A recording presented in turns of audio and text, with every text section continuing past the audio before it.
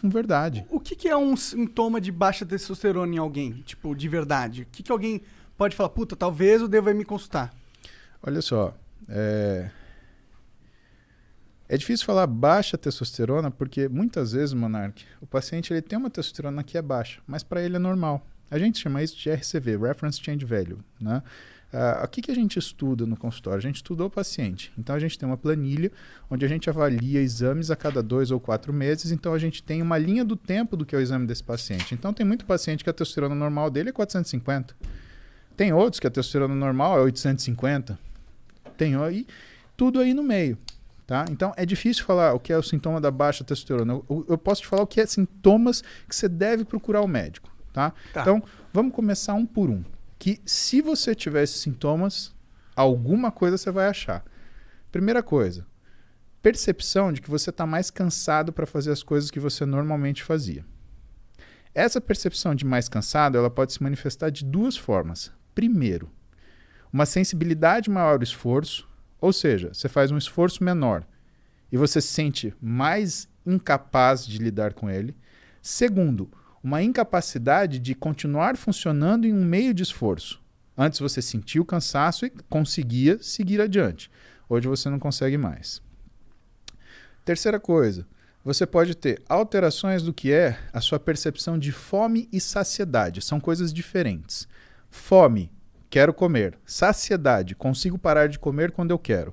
Capacidade anorexígena, capacidade de não comer. Normalmente, esses estados de cansaço, eles fazem com que o teu corpo interprete que existe uma necessidade de energia. Então, você começa a perder o controle da sua capacidade de se alimentar. Isso é um sinal que tem alguma coisa errada com você, porque isso já é um controle central, é um controle neurológico. A gente tem sistemas muito delicados que cuidam disso. Interessante. E você tem que ser capaz de parar de comer quando você começa e você tem que ser capaz de não comer quando você não quer. Só que não comer quando você não quer já é uma coisa que demora mais para você perder. Que é a primeira coisa que a gente perde a capacidade de parar de comer quando a gente começa. Outras coisas interferem aí e que tem muita relação com função hormonal.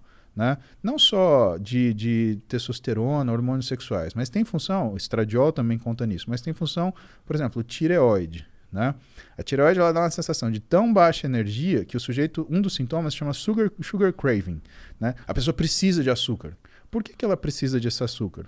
Porque toda vez que você come um açúcar simples, e fique atento se você tem essa sensação, principalmente se você come açúcar e de repente você tem um ânimo que aparece do nada. Toda vez que você come açúcar, você transforma uma grande quantidade de T4, que é um hormônio estocado, em T3, que é o hormônio ativo. E essa transformação, ela te dá uma disposição. Isso é uma coisa que... Isso acontece comigo, hein? Sim, isso que eu ia falar. Às vezes em quando eu falo, nossa, preciso de um doce, do mano. nada, caralho, preciso de comer um doce. Mas você percebe que preciso de um doce não é uma coisa real? O real é, preciso de comida, por que eu não preciso de um churrasco? Porque o churrasco não vai dar aquela sensação de... Exatamente. Então, o que está acontecendo? Por que tem essa sensação de... é isso que é o lance. Entendi. Outra coisa, variação do paladar. A gente tem uma necessidade de comer algumas coisas que necessariamente o nosso cérebro ele meio que sente falta disso. Tem um nome muito engraçado, vocês vão rir, chama pica gravídica. Sabia que vocês vão rir. Pica gravídica. Não tem como não rir, né? Não Porra. tem. Os dois são bons, tá e é ligado? um nome que uma parte complementa a outra, né? Que faz sentido, né? Mas, por exemplo, é aquela história de mulher grávida ter vontade de comer tijolo, cabo de vassoura, né? Por que é isso? Isso daí é uma alteração, não deixa de ser uma alteração nutricional e que muitas vezes tem relação com alguma função metabólica que não está organizada. Sensação de mal-estar depois que você come, aquela sensação que você fala, nossa, agora eu queria um caixão para morrer e ressuscitar, né? Isso também é um mau sinal. E eu acho que eu preciso me consultar com você, cara. Cara, tudo isso que você tá falando aí, tirando o lance do açúcar, porque eu não sou muito chegado, não. Mas o lance de... Quando você falou que, porra, quando o teu corpo tá cansado, ele começa a achar que tá faltando energia que tu quer comer, pá. Porra, tu me definiu, cara. Não, mas é verdade. Aí você percebe que assim, você nem tá com fome, mas você quer comer. E sabe qual é o grande problema? E assim, tem uma série de outros sintomas. Se a gente for começar a falar, então a gente vai de cima para baixo. A gente nem começou a falar dos neurológicos. Ainda tem cognição, tem memória, sensação de recompensa. controle da ansiedade, da agressividade e da Sensação de irritabilidade. recompensa. Fala um pouquinho dessa da sensação de recompensa. Sensação de recompensa, a gente está falando do que é a organização de alguns núcleos no nosso cérebro, tá? Então... Porque eu não sinto essas... Eu não tenho mais essa parada, tá ligado?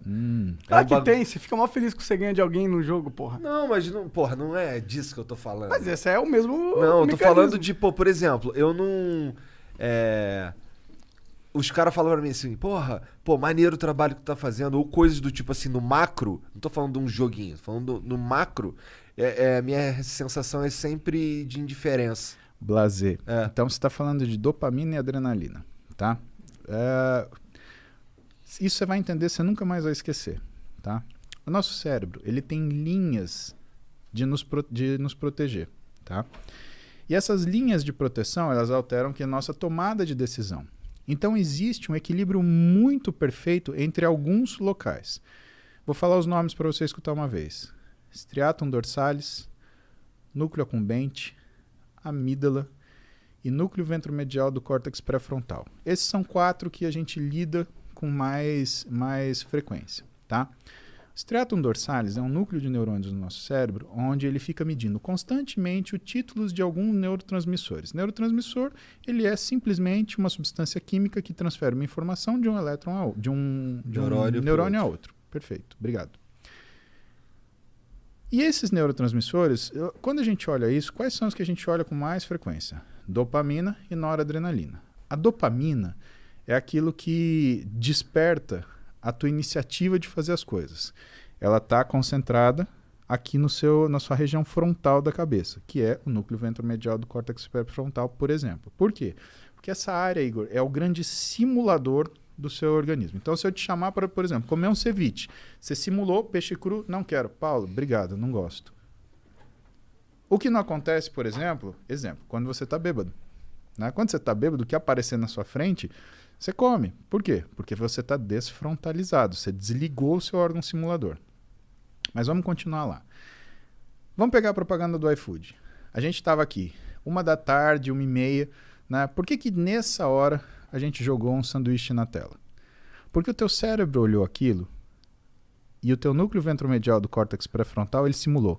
Nossa, que bom seria se eu comesse um hambúrguer agora, porque está na hora do almoço.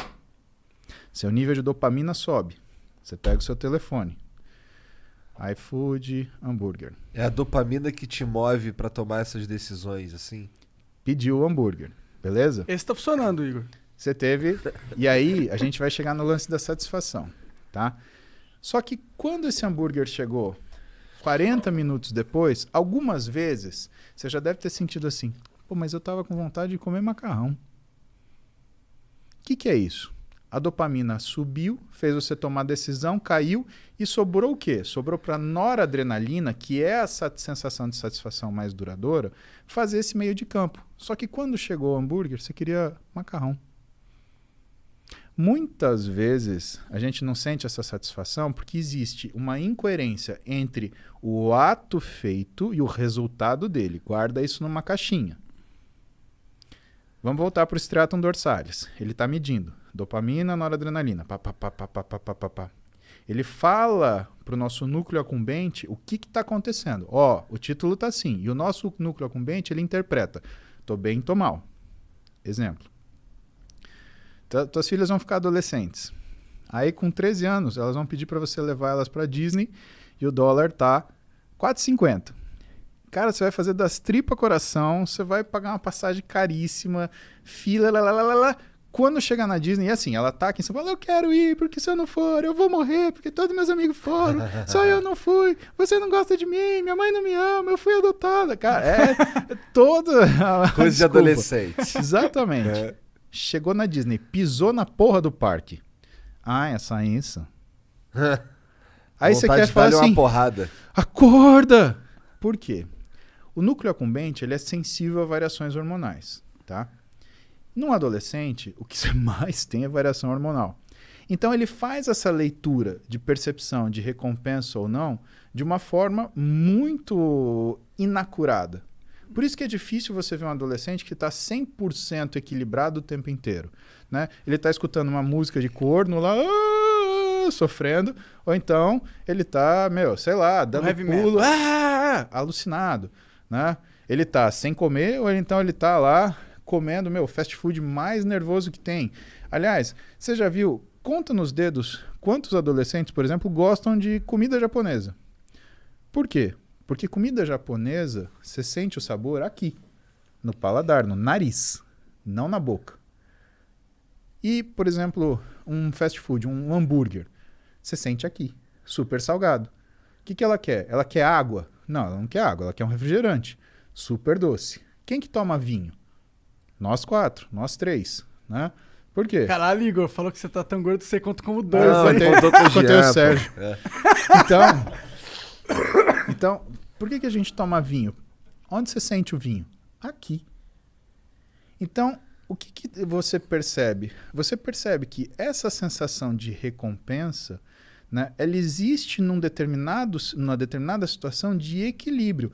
A gente falou, com ciclo de esteroide assim, com implante hormonal mal indicado é assim, e na adolescência é assim. Por isso que o adolescente ele tem essas insatisfações tremendas e tem essas satisfações, né, abruptas e explosões de euforia.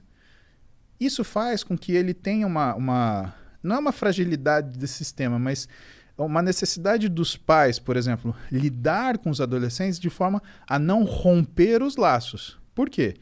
Se você é pai, se você é mãe, você está numa situação dessa, e se você está estressado, cara, você vai querer dar um pega no seu filho, dar um expor, você vai fazer isso, pelo amor de Deus, não rompa o laço.